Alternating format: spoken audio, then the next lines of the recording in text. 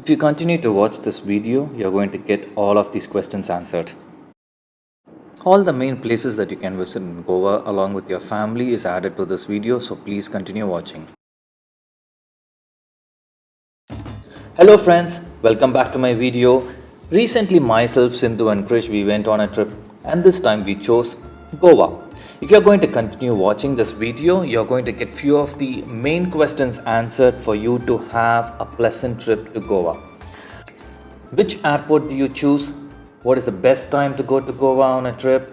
Main places that you have to visit if you're going with your family, and what is the rough expense that you're going to incur for you to have your trip planned well ahead. So continue watching. So to answer our first question, which airport do you choose?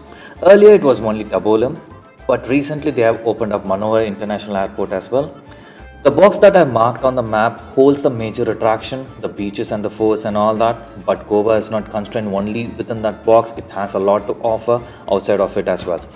When you guys are going to choose a hotel, it's going to be well within that box for sure, because that's where all the major attractions are within Goa.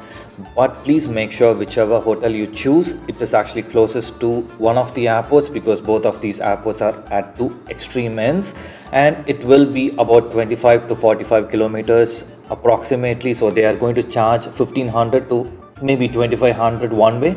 So watch out for the taxi fares. Now to answer the second question, what time of the year is best to visit Goa?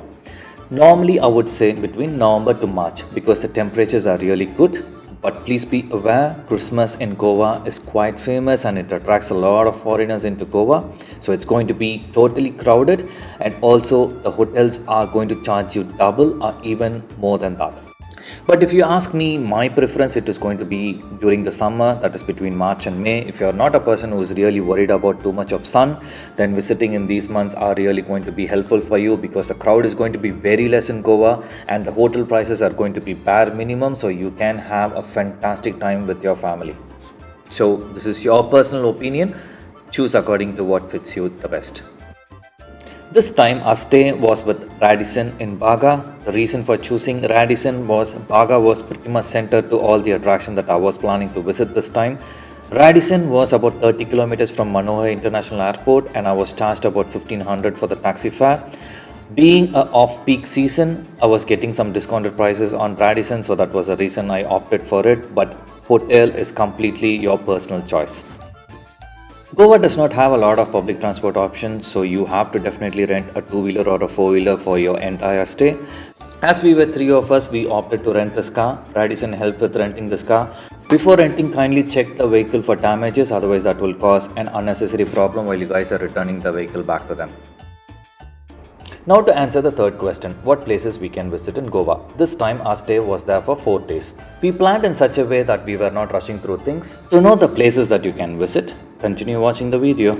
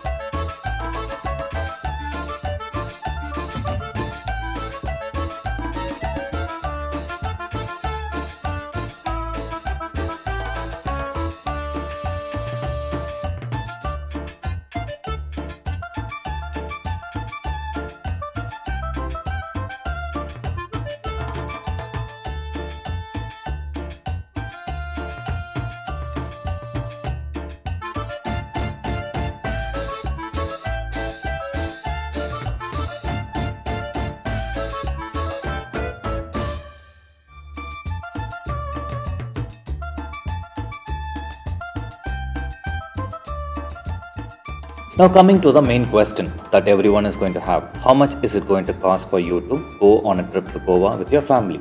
You can divide the expenses into six, the first one being the flight expense. That is going to depend upon which part of the country you are traveling to Goa from.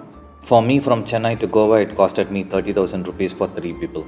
The next expense is the hotel. I've seen a lot of good rooms coming in from 3,000 rupees per night. That's on a off-peak period. But this time I did get a good discounted price of 8,125 per night with Radisson, and that was the reason I went with them, because normally they charge you about 17,000 upwards during a peak season. But this is completely your choice. The third expense would be the taxi fare that you're going to pay when you're traveling from airport to the hotel and backwards. So that's almost going to be pretty much the same for everyone. So you would be paying anywhere between 2,000 to 4,500 depending upon the distance between the hotel and the airport. The next one is the car rental.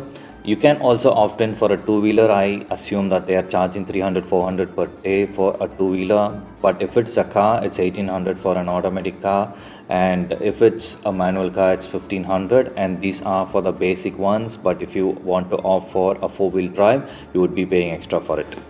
The next expense would be ticket expense. Any entry ticket you guys are going to buy would be added here.